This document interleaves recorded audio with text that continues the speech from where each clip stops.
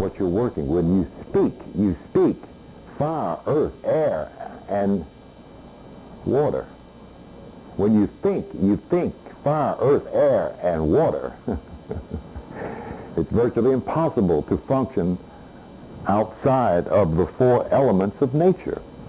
And therefore, they must be the beginning of wisdom, the beginning of growth, the beginning of control, the beginning of molding of anything begins with the elements of which we are immersed in, conscious of, and become conscious of and affected by. So it's important to appreciate that. What the theologian would have it be, the beginning of the knowing of wisdom, of course, would be the love of the Lord, which opens the door to wisdom, by love, not by fear. Awe-stricken has been used by some translators. The awe-inspired by the Jehovah's Witness, they all tried to change it to make it legitimate. But the tool of the controller was to force, lure, convince people to fear this great and dreadful God. That the earlier Yiddish Hebrews or Ethiopic children of Yahudah were supposed to have been in such awe of they would not speak his name openly. The reason they did not speak his name openly is because they did not know the ineffable name. They weren't given it, so they couldn't speak it. It wasn't Yahweh, Yahuwah. Even to this point, it is a mystery.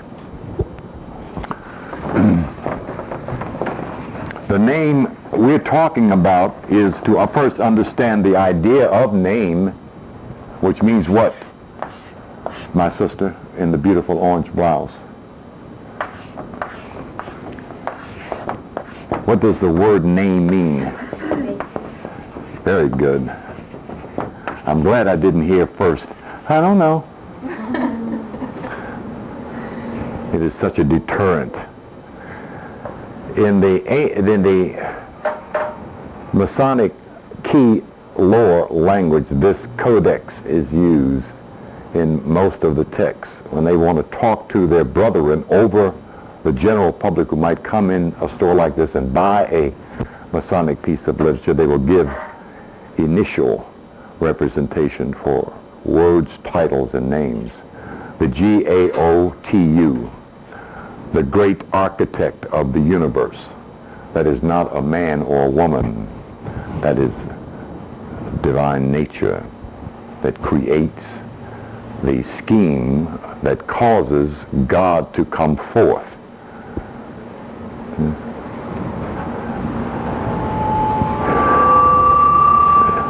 This is the best representation that we have of the G-A-O-U-T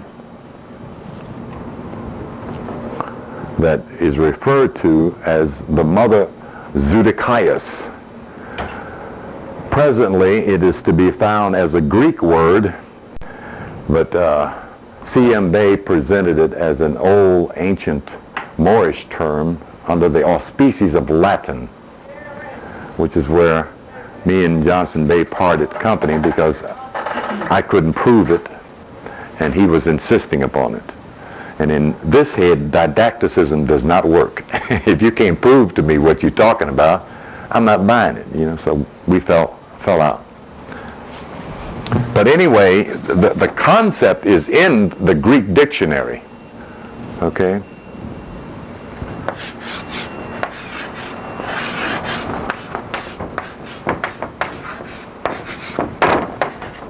That's where it's written in the Greek dictionary.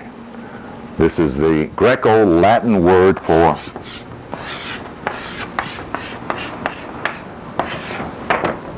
zodiac.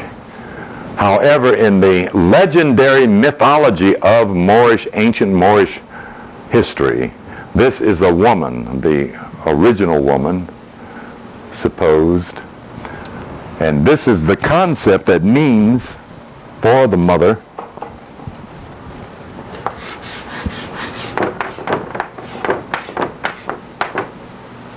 Wait a minute. Let me get it right. There are two concepts. I'll write them both.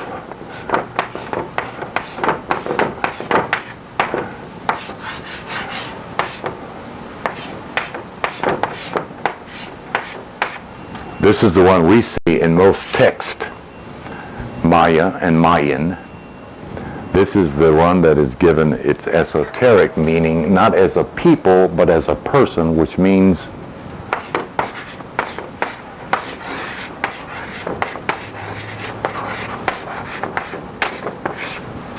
first parent or original parent.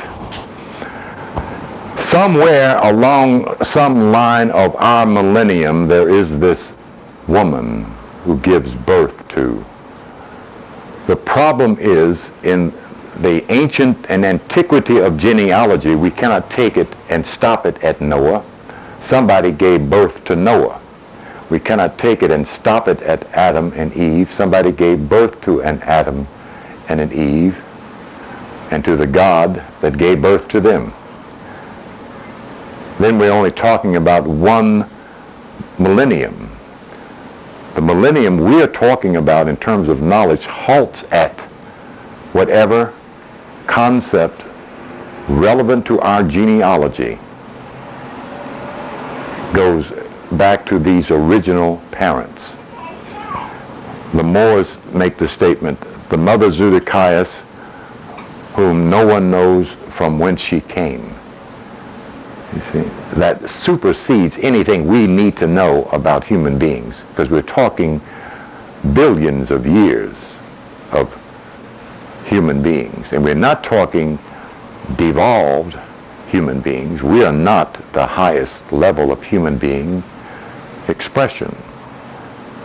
The golden age represents the height of one grand cycle.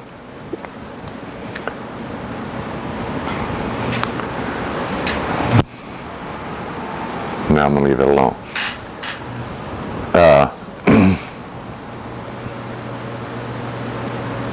Without being confusing, the point I'm trying to make here is that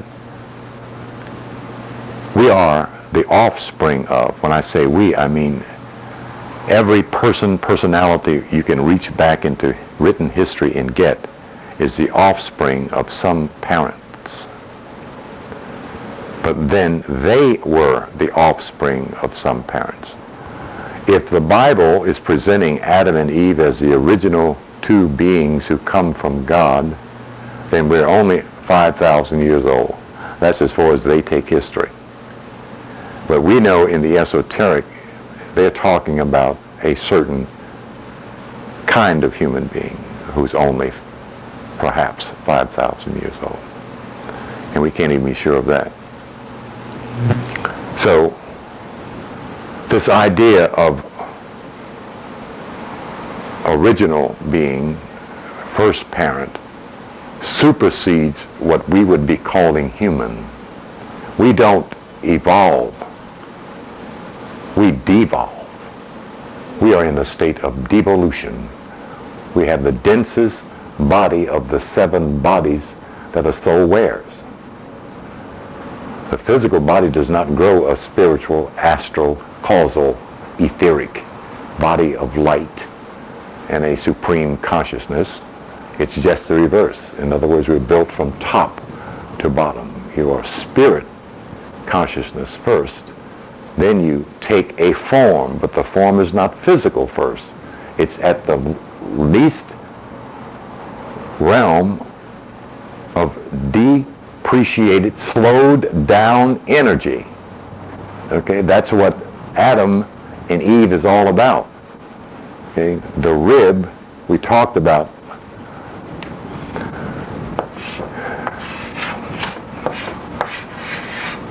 This is the key secret to the understanding of Adam and Eve. First you understand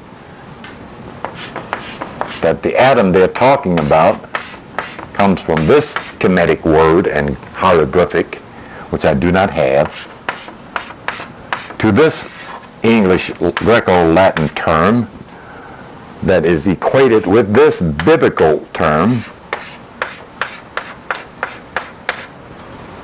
in relationship to somehow this being a man, God magically reaches in and gets himself a rib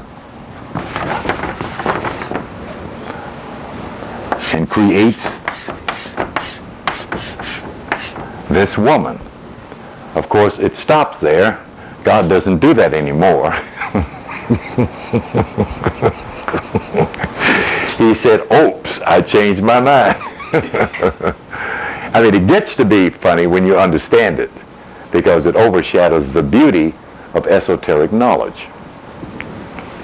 When you understand that Eve is, in anagrammatic writing, the letter V is what it spells out. And the letter V is 22 in numerology. And 22 is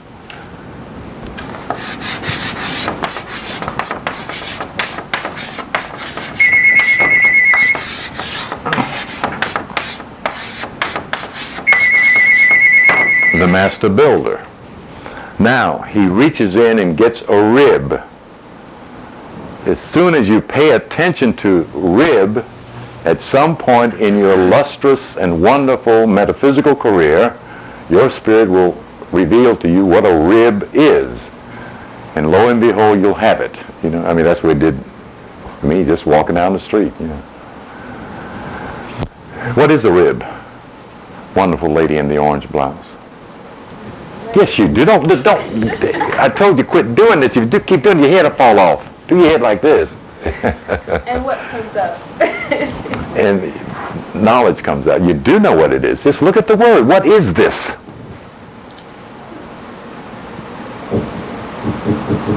Your folks are eating them up by the pounds today. What is this? Huh? Don't tell her. She already knows. What is that? A rib is a rib. And a rib is a... It's a bone. It's a skeleton. Hallelujah. Praise the Lord. Hallelujah. Pass the plate. Damn. I mean, it's so simple, it becomes a mystery. You know? It's so simple, it becomes a mystery. You know? Don't thank him. You already knew and were scared to say it because you didn't want to sound foolish. You know, that's a bone. So it becomes what? Rib bone. Now, as you have read through the Bible in front of Reverend Biscuit at Thursday Bible class study, all you colored people have been to. You heard him talk about this. Right? That isn't the way it's spelled. It should be spelled this way. 2 B's, rabbi. In Luke and John, it is rabbi. In Matthew, it is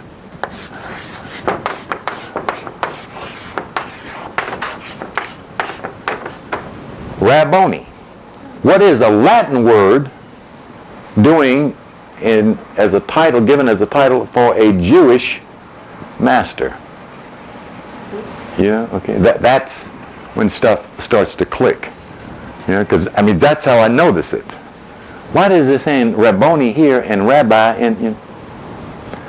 Then I look at rabbi and I look at, you know, and what I see is not rabbi anymore. I see a bone. Okay, rab bone and rib bone. It's the same bone. It's the same rabbi. It's the same master teacher, master builder. And the master teacher, master builder is who? Is Adam. The building blocks of creation. The energy field or screen of mind is atom. See? So that we find this scheme of when God put a deep sleep upon Adam, what happens to Adam when you put a deep sleep on Adam? Slows down. That's what that means. So when it slows down slow enough, that which is pure spirit becomes dense spirit, which becomes matter, materia, mater, mother. Okay. It's that, I mean, you know, I'm simplifying it so that it makes sense. The logic of it is there. It is so wisely there that it happens in a moment of understanding one word.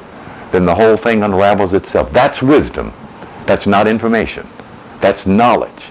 That's not fact and fiction. You see? That's how wisdom is written from the higher mind in architectural design for those who are mature enough to digest it.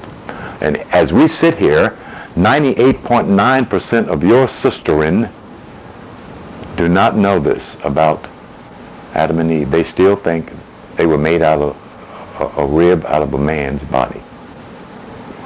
See, that's how they tricked you all into building a patriarchal society with a male god only, and the female is the maid servant, the baby bearer, the diaper washer, and you okay? No, I'm just explaining this depreciation of the spiritual and social status of woman on planet Earth.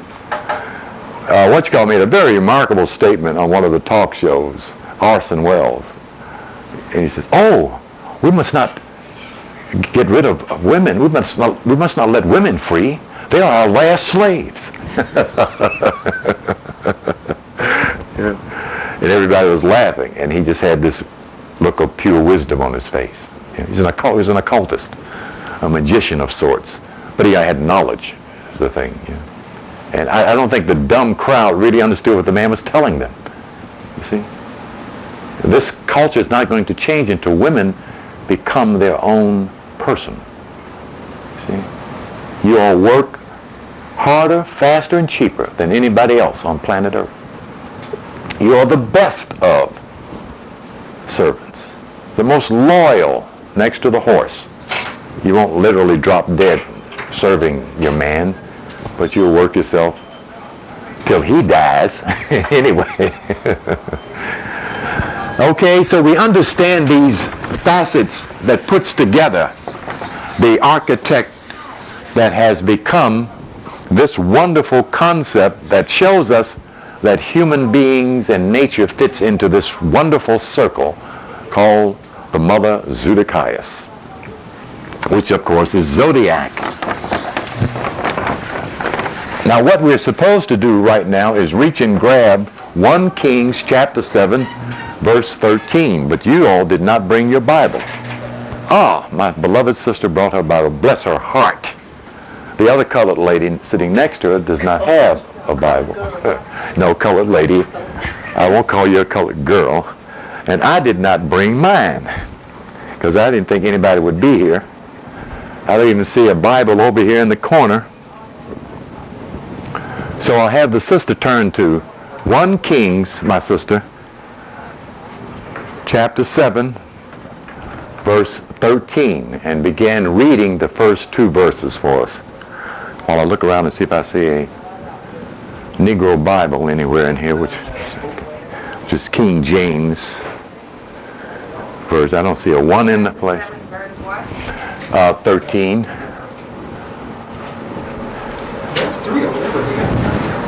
Well, hell, the plastic will come off. They can't sell no Bible with the plastic on it. That's at the white store. This is a Negro. Read, my sister. Do I just keep reading? Read out loud. All right. So the folks in Mississippi can hear you. And King Solomon sent and fed Hiram and Tyre. He was a widowed son of the tribe of Naphtali, and his father was a man of Tyre, a worker in brass, and he was filled with wisdom and understanding, and cunning to work all works in brass. Okay, hold right there. So King Solomon, as I mentioned last Friday, this is the first key that the seeker of truth must decode, is the name Solomon, in order to ascertain the meaning of this very beautiful and esoteric chapter.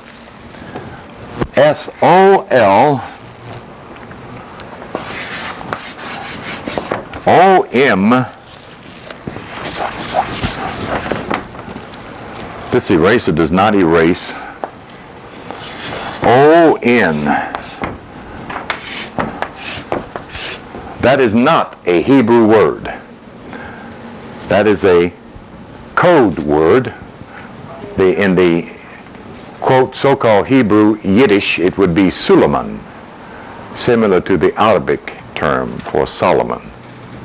You find it yet? 1 Kings chapter 7, verse 13. Okay. So we look in the metaphysical dictionary that my good sister Regina usually carries as a great burden from class to home, and today she did not bring it, and they are sold out here. We find the first 2 words crack the code immediately. Solomon means in the metaphysical entire and complete. What is the symbol of complete? What is the geometrical? Don't drop your head like that, you'll break your arm. What is the geometrical symbol of complete? Come right off the top of your head. Thank you, my sister. Wiser than her years. That's the key. When you get that one, you're into the meaning of that chapter. Then the second key is this man's name, which the sister said was who? Hiram. Hiram, very good.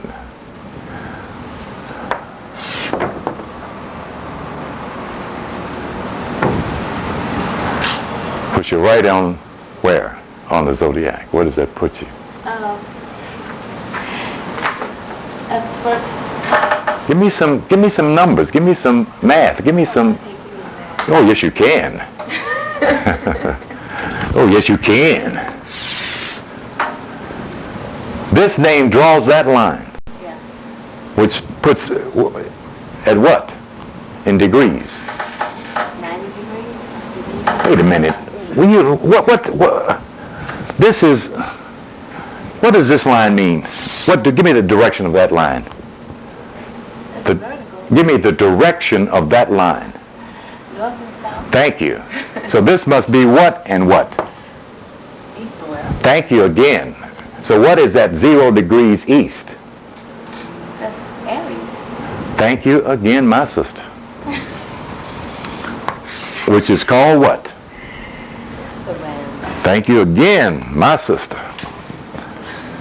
Okay, that's how you get into the meaning of via the code of. But the other key that places it even a step further is that Hiram Abiff was what? Was what? No, I'm talking to the sister, my brother. I'm looking over here. I ain't cross-eyed. Yes, ma'am, go on. Hiram Abiff was what? Master builder. Well, no, read what you see there. My sister, you don't have to guess. Read it. Okay. Verse 13. Read that to me again. And King Solomon sent me fetch Hiram. Read what he was. He was a widow's son. Thank you very kindly. He was a widow's son. Widow's son. And when you find that, you find out what Hiram Abiff represents. Which is what, my sister? Good. Let's see. What is a widow's son? How many people make up a widow's son? People Yes. Make up a widow's son. Yes. That's one. No, it can't be one. Otherwise, he wouldn't be a son.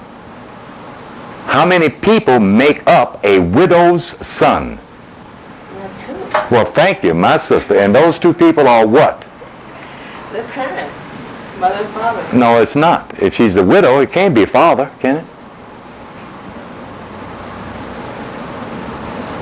Okay. So what? She's a widow. So she's who? She's mother. All right, and he's who? Who, Hiram? And yes, Hiram. Her son. Thank you. All right. I mean, the code is right. It's telling you what it is and what this is about. It's right there, but it's in English. But the problem with the secular English reading Bible student is he thinks he's reading the truth when he reads what he sees. What did he say about his father? It doesn't say anything about his father. His father was a man of God. Not before he tells you who he was and who he is and where he came from. That was all a part of him. Wait a minute now. Don't read into it what you want in there. It's telling you right in the first verse what and who Solomon, who Hiram Abiff is. Okay? It's right there. Clear as bingo. He was a widow's son. Even if you didn't know he was a Mason, all you had to do is break it down to the fact that it was his mother. He was his mother's son. I mean, it's that simple. See? Okay. So when you have my son, you have what? All right. Okay. So we're through with the gospel and we're through with the Old Testament. When you get those keys, you're talking about something altogether different. If Reverend Biscuit, if he did know it, he couldn't tell. And most likely don't know it. Okay? Then the rest of it gives further descriptive and depictive of what that whole chapter is about. It begins telling you the tools and the ornaments and the symbols of this grand Solomon, this circle. Read on, my sister. Okay. He was the widowed son of the tribe of Naphtali, and his father was a man of Tyre, a worker in brass, and he was filled with wisdom and understanding, and cunning to work all works in brass. And he came to King Solomon and bought all his work. For he cast 2 pillars of brass of 18 cubits high apiece, and a line. Stop. How high was the cubits? How much is 1 and 8? And how many were there? Now I want you to jump up there in the right-hand corner at the top of the page, and he's going to talk about the pillars again. You see up there in the next, I'm acting like this is my Bible you're reading from. Where's chapter 13, verse 13 in your Bible? Oh, okay. So it should be down here. And up on top of the pillars, but before he does that, and he set up the pillars in the porch. Read verse 21. And he set up the pillars in the porch of the temple, and he set up the right pillar and called the name thereof Jachin. And he set up the left pillar and called the name thereof Boaz. Thank you. The other esoteric of. Now, the 2 pillars represent what in relationship to the circle? Don't you see 2 pillars in that circle holding up the circle? Yeah. All right, but there they are. But they also represent something other and beyond that, which takes you deeper into Zedekiah, because it gives you the left and right aspects of the cerebral nervous system, the negative and positive of the spinal nervous system, the autonomous and sympathetic branches of the nervous system are the 2 pillars of the grand man, or the mother Zedekiah, as person, as physiology, okay? But immediately it gives cross to the circle, is the first thing it does. Of course, most folks, when they hear the word pillars, they think both are straight up and down. But when you place the cross in the circle, you then see the abstract idea of support of the circle, because it gives it mathematical, geometrical meaning with the cross in the circle.